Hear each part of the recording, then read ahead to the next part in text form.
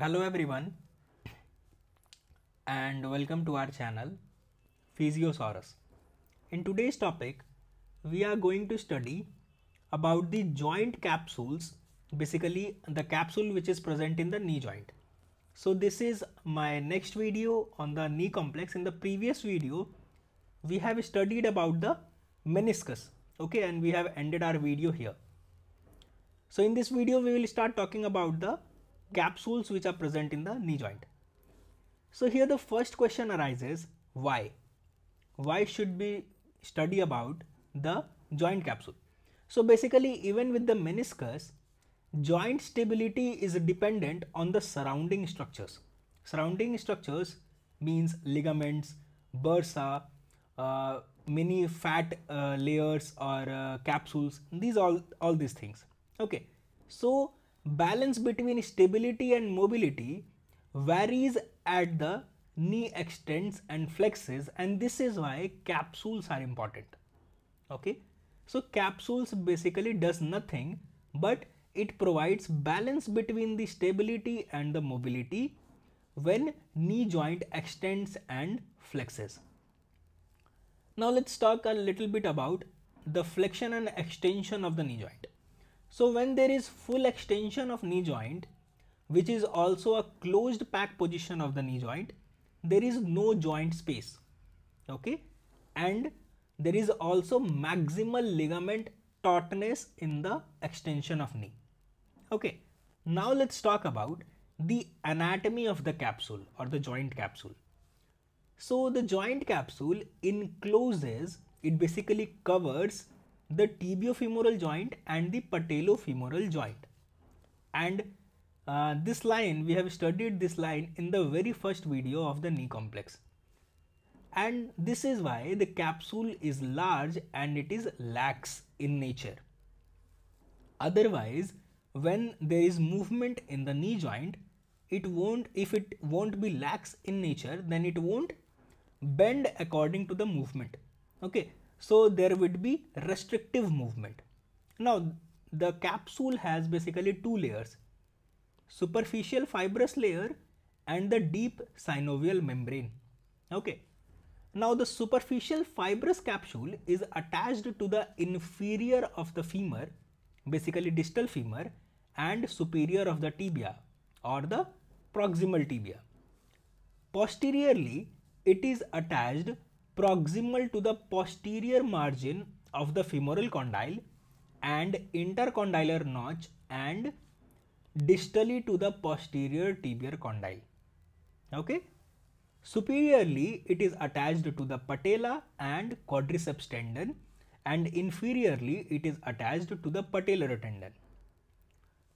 Now let's talk more about the attachments. So the anteromedial and the anterolateral portion of the capsule, if you will basically see the diagram of the capsule, which we will see it right now only. Okay, so the anteromedial side and the anterolateral side of the capsule, those are known as medial and lateral patellar retinaculi. Okay, and this two together is known as extensor retinaculum, and this is a very important structure in the knee joint. We will discuss about extensor retinaculum in little bit detail just after a few minutes. Okay, so let me first finish this part.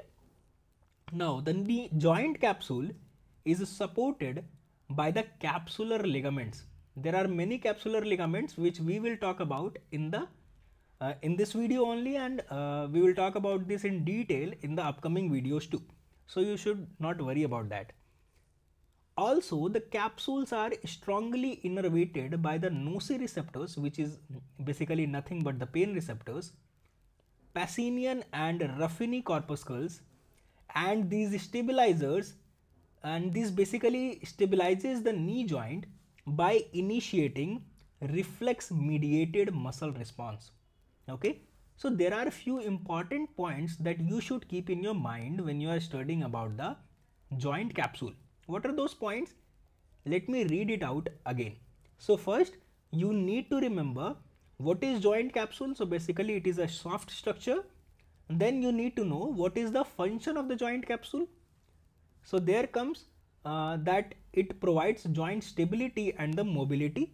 It basically maintains the balance between stability and the mobility. All right.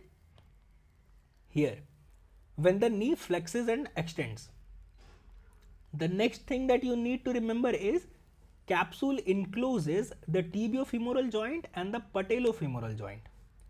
Okay, and it has two layers, which is superficial fibrous layer and the deep synovial membrane. So these are the important things which you should remember about the capsule. Now let's talk about more about the capsules part. Okay, so there comes the function of the capsules. You should also remember these things, that it stabilizes the knee joint by basically initiating the reflex mediated muscle response. Okay, now let's talk about the function of the capsules. So it basically does nothing but restricts the excessive joint motions to maintain joint integrity and normal function of the joint. So it basically, first of all, it restricts excessive joint motion. Second point is maintains joint integrity, okay, joint structure, and it basically it maintains normal function of the joint. It also provides tight seal for keeping the lubricants such as synovial fluid within the joint space. As you know, there is a joint space between the two bone, and in that space synovial fluid is filled. So capsule basically act as a tight seal to keep this lubricating synovial fluid inside the joint space. Okay, now let's talk about capsule in a little bit detail. Okay, now retinaculum, medial retinaculum, as we have studied here just right now. Okay, as you can see here, that the anterolateral portion and the anteromedial portion of the capsule are known as medial and lateral patellar retinaculi. Okay, so and this together known as extensor retinaculum. Now we are talking about the medial retinaculum band. Okay, so it has the thickest ligament, which is medial patellofemoral ligament. Okay, similarly the lateral retinaculum band has a lateral patellofemoral ligament which travels from the iliotibial band to the lateral border of the patella.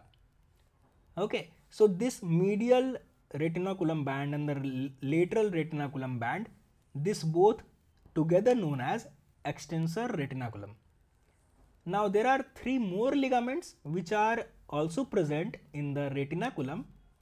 Okay, retinacular band, and these three ligaments are medial patellomeniscal ligament, lateral patellomeniscal ligament, medial and lateral patellotibial ligament. So these are the very important ligaments that you should keep in your mind when you read about the joint capsule. Okay, now let's talk about a little bit more about the ligaments part. Okay, so the medial portion of the joint capsule is composed of deep and superficial portions of the medial collateral ligament. So there is one more ligament which is present. Okay, and there is one more ligament which is present in the medial portion of the joint capsule. See this picture here. As you can see here, this is the diagram of the medial patellofemoral ligament, and as you can see here, it travels anteriorly from the adductor tubercle of the femur. Adductor tubercle of the femur is somewhat situated here, and it basically goes anteriorly. Okay, it goes anteriorly towards the vastus medialis. As you can see here, this is the vastus medialis muscle. So it is going towards the vastus medialis. Similarly, if you will see here, the lateral patellofemoral ligament, it travels from the iliotibial band to the, where is it? Iliotibial band to the lateral border of the patella. Okay, so as you can see here, this is the lateral border of the patella, and the diagram of the iliotibial band is not given here, but it is somewhat here. So it basically travels from the iliotibial band from the lateral portion of the patella. So these are the two very important ligaments. The other two ligaments were medial patellotibial ligament, which is situated in the medial side of the tibia, as you can see here, this one, and there is one more ligament which is the lateral patellotibial ligament, which is situated in the lateral side of the tibia. Okay, so these were the important ligaments. Now let's talk about the next line. Most superficial layer of the joint capsule on the medial side of the knee joint is a fascial layer, okay, that covers the vastus medialis muscle anteriorly and sartorius muscle posteriorly. Okay, so the layer which is the superficial layer of the joint capsule on the medial side of the knee joint, as you can see here on the medial side of the knee joint, okay, it covers the vastus medialis muscle anteriorly from the anterior direction, and the sartorius muscle is this one and vastus medialis muscle is this one. Okay, so it covers the vastus medialis muscle from the anterior direction and the sartorius muscle from the posterior direction. Laterally, joint capsule is composed of superficial IT band, which is somewhat here, okay, and its fascia lata.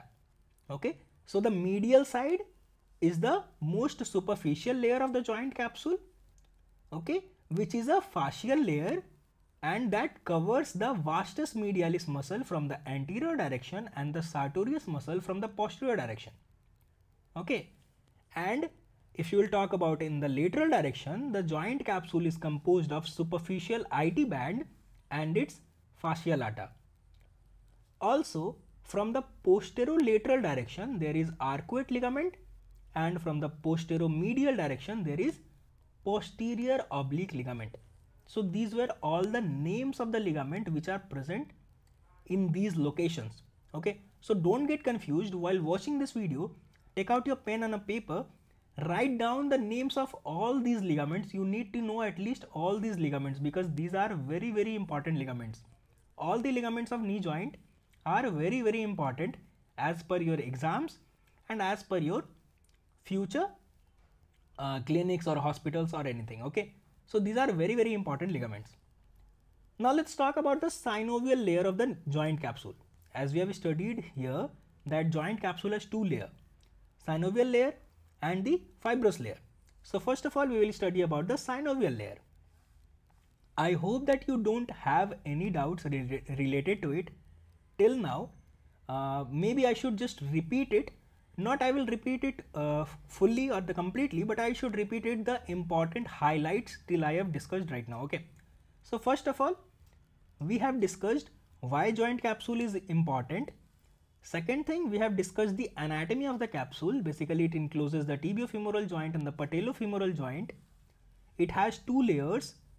Okay, then we have discussed the attachments of the capsule. So posteriorly it is attached proximal to the posterior margin of femoral condyle and intercondylar notch, and distally to the posterior tibial condyle, and the superficial fibrous capsule is attached to the inferior of femur and superior of tibia. Superiorly it is attached to patella and quadriceps tendon, inferiorly it is attached to patellar tendon. And the enteromedial and the enterolateral portion of the capsule are known as medial and lateral patellar retinaculi, which is together known as extensor retinaculum, a very, very important structure in the knee joint. Okay, so this is what we have studied.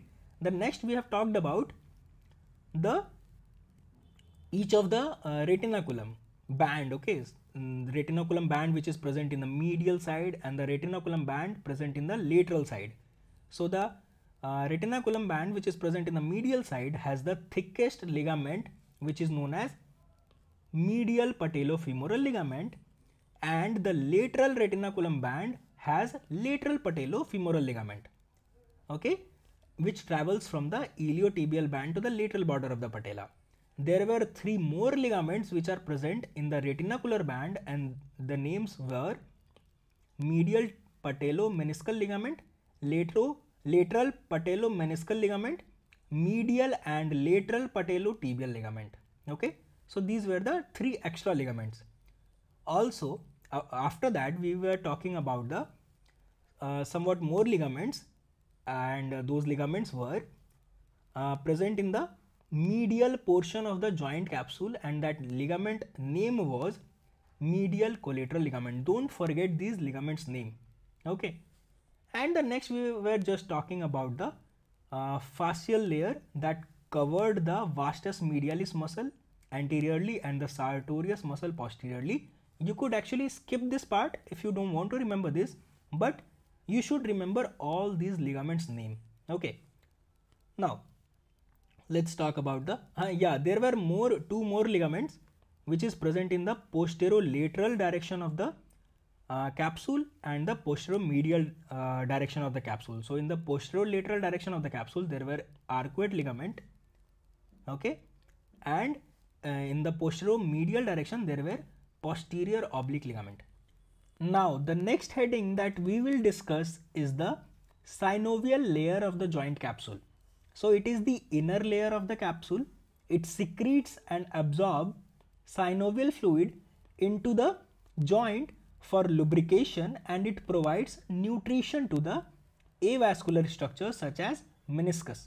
Okay, so we have talked about the meniscus in detail in our previous video, so I would suggest you to go watch that video to understand whether meniscus is avascular or not. Okay, now the ACL and the PCL ligament, which is a very important ligament, it stands for anterior cruciate ligament and the posterior cruciate ligament, and these two ligaments are contained within the fibrous capsule.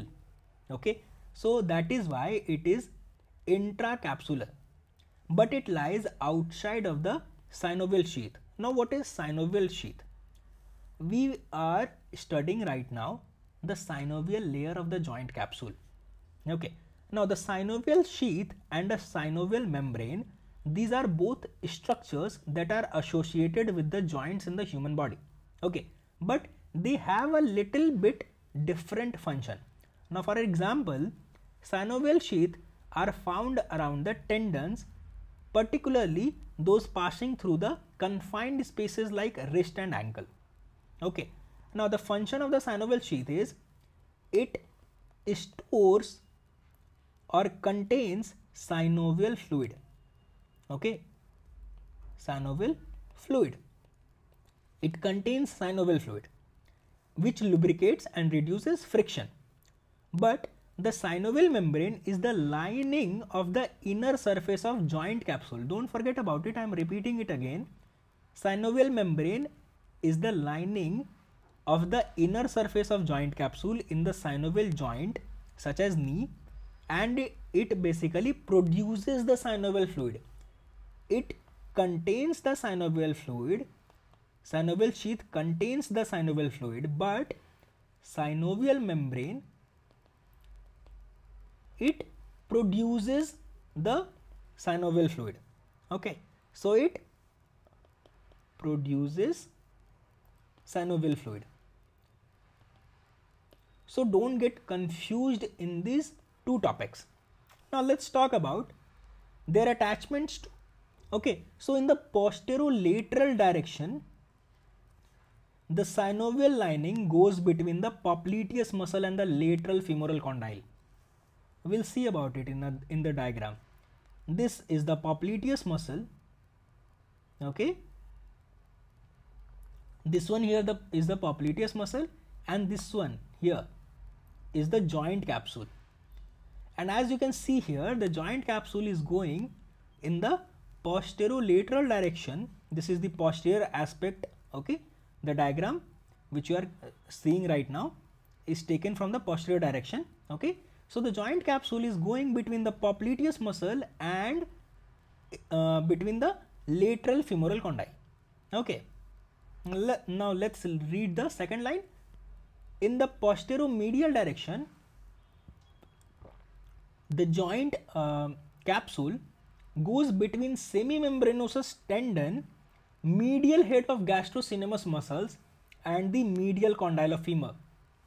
Now here in this diagram it is not somewhat visible, but if you look in the diagram which is present in the Google, sorry I forgot to add the diagram here, but then you will have an idea about it, that how in the posteromedial direction it goes between these three structures. Okay, so in the posterolateral direction the synovial lining goes between the popliteus muscle and the lateral femoral condyle, while in the posteromedial direction is this one.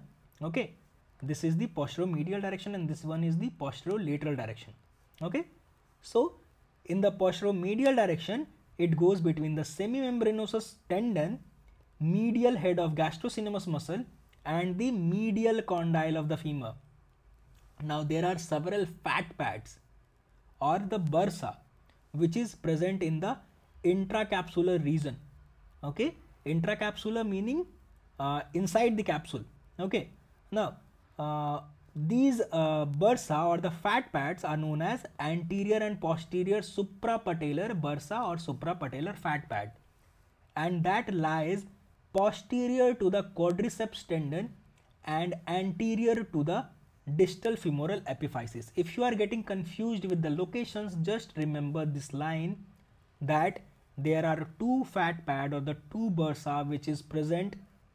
Okay, and the names are anterior and posterior suprapatellar bursa. And I am giving you one more option, that if you are forgetting the anterior and posterior part, just remember that there are two bursa which is suprapatellar bursa and the infrapatellar bursa. The clinical anatomy of these two bursa are very important, and I will discuss it someday, because the anatomy of the knee complex is very interesting. Once you will start reading it from the book, you will just get stick to it. Okay, so just what I'm saying it, just write it down on the notepad, take out your pen and your paper, don't be late. Okay, so it's my request, it's my humble request to you. So there are two bursa which is anterior and posterior suprapatellar bursa. Okay, that lies posterior to the quadriceps tendon.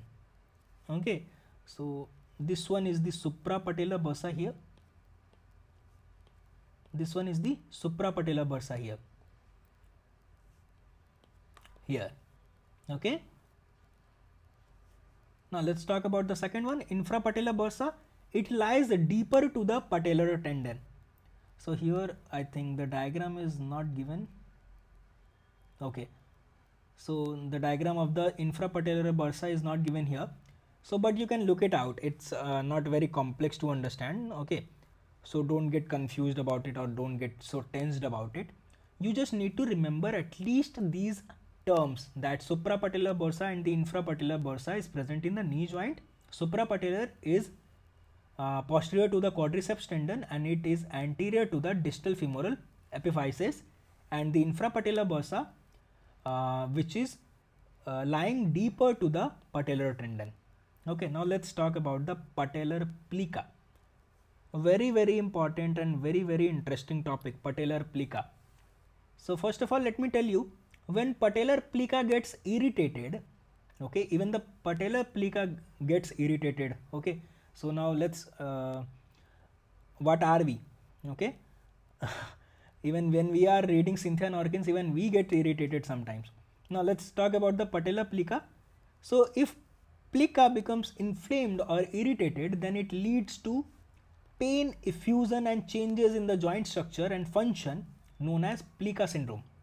Okay, I'm not skipping this part, I'll talk about these parts. So what is patellar plica? So before understanding patellar plica, you must understand about the development of the synovial membrane. Okay, so synovial membrane is formed in the early embryonic development. Initially, the synovial membrane separates the medial and the lateral articular surface into separate joint cavity. Don't skip this line, I'm repeating it again. Initially, okay, in the early period of time during embryonic development, the synovial membrane separates the medial and the lateral articular surface into separate joint cavity, but by 12 weeks of gestation period, synovial septa. Synovial septa is basically nothing. Septa is a term which is used when there is something that you need to divide. Okay, as in heart, as you can see here, let's suppose that these are the chambers of the heart. So in the middle one there is a septum. So septum is basically doing nothing, but it is dividing the heart into right and left half. Okay, and as you can see here, that synovial membrane is separating the medial and the lateral articular surface into separate joint cavity, which is basically medial joint cavity and the lateral joint cavity. So the term here synovial septa is used. Okay, so by 12 weeks of gestation period, synovial septa are reabsorbed to some extent. They are not reabsorbed fully. Okay, so they are reabsorbed to some extent, which results in single joint cavity. So but due to posterior invagination of the synovial membrane, there is some separation of the condyle. Now here two things are happening. Somewhat it is getting reabsorbed. Okay, so the part which got reabsorbed, that results into single joint cavity, but due to posterior invagination meaning that it basically invaginates, or it gets inserts. Okay, it inserts posteriorly. What inserts? The synovial membrane, it inserts posteriorly. Why? Because only some part of the synovial membrane is reabsorbed. So the left part is invaginated or inserted posteriorly, that forms the separation of the condyle. Okay, so the condyles are separated. So this failure of the synovial membrane to fully reabsorb during embryonic development results in persistent folds in the specific region of the membrane. So these folds are known as patellar plica. I hope you understand this. Let me repeat it out for you. So patellar plica is basically nothing but the failure of the synovial membrane to fully reabsorb during embryonic development. Why? There is a reason to it. And the reason is due to the posterior insertion of the synovial membrane that forms the separation of the condyles of the femur. Okay, so it is basically nothing but persistent folds in the specific regions of the membrane, and these folds are patellar plica. Now plica are composed of loose elastic fibrous connective tissue. Okay, don't forget this. These are composed of loose elastic fibrous connective tissue that passes back and forth over the femoral condyles as the knee flexes and extends. Okay, so this is what patellar plica is. There is nothing to be worried about. Patellar plica is a very important structure, but it is a very simple structure. You don't need some extra thing to understand it. Okay, so don't worry about it. Just remember this, that patellar plica is the failure of the synovial membrane to fully reabsorb during embryonic development due to posterior invagination of the synovial membrane that forms separation of the condyles. So posterior invagination of the synovial membrane is also important, otherwise the condyles won't be getting separated. Okay, so everything is important. Now let's talk about the location of the plica. So the first location is infrapatellar plica, which is located in the inferior direction. As you can see here, inferior patellar plica, it is located in the inferior direction. Okay, now then there is suprapatellar plica, which is located in the superior direction. Here is superior patellar plica, this one. And the third one is lateral plica. Now the lateral plica is very rare. You won't be seeing it in all the people out there in the world. So it is very rare in case. Okay, so this is what about the plica. And the third one is middle patellar plica, which is present in the middle of the knee joint. Now let's talk about a little bit about the location also. So the infrapatellar plica, which located anterior to ACL ligament. Okay, as you can see here, this is the ACL ligament here. Okay, this one. Okay, so it is present anterior to the ACL ligament. Let's read the next line. In the intercondylar area, this is the intercondylar area. You won't be able to see it because this is the superior view. Okay, but this is the intercondylar area. Basically, intercondylar area means area between the two condyle. Okay, so as you can see here, this is the area between the two condyles. Okay, now let's read the third line. It passes through the infrapatellar fat pad on the infrapatellar bursa and it attaches to the inferior pole of patella. So basically this is the inferior pole of patella only, where it is attached. Okay, so where the inferior patella plica is attached, this is the inferior pole of patella, which is not actually clearly visible in the diagram, but this is how it is attached. Okay, now let's talk about the second one, which is the suprapatellar plica, which is situated superiorly. So it is located superior to patella. As you can see here, this is the superior to patella between suprapatellar bursa and superior portion of patella. Okay, so it is basically present between the suprapatellar bursa and the superior portion of the patella. And since the lateral plica is very rare, so it might not be visible or may be visible. That's the other case. Now medial or the superior plica is more likely to get inflamed than the inferior plica. We were talking about the plica syndrome just right now. So which is more likely to get inflamed, medial or the superior plica? So there are 4 plicas actually, medial plica also. Now, so medial or the superior plica is more likely to get inflamed than the inferior plica. Now let's talk about the second layer, which is the fibrous layer of the joint capsule. So it lies superficial to the synovial lining of the knee joint and it provides similarly the same function, provides support for joint. It has 2-3 layers and additional support to the knee joint is by capsular ligament, which we have discussed. What are these capsular ligament? And both intracapsular ligament, we have also discussed about the intracapsular ligament and the extracapsular ligament. Basically intracapsular ligament are the ACL and the PCL. Okay, ACL and PCL. Okay, and the extracapsular ligament, we have discussed so many extracapsular ligaments here. So this was all about the fibrous layer of the joint capsule. So here is our video. Our video has ended right now. So in the next video we will discuss about the ligaments of the knee joint and we will discuss about it in the detail. So stay tuned for the video, subscribe my channel for more such videos. So thank you so much for watching this video.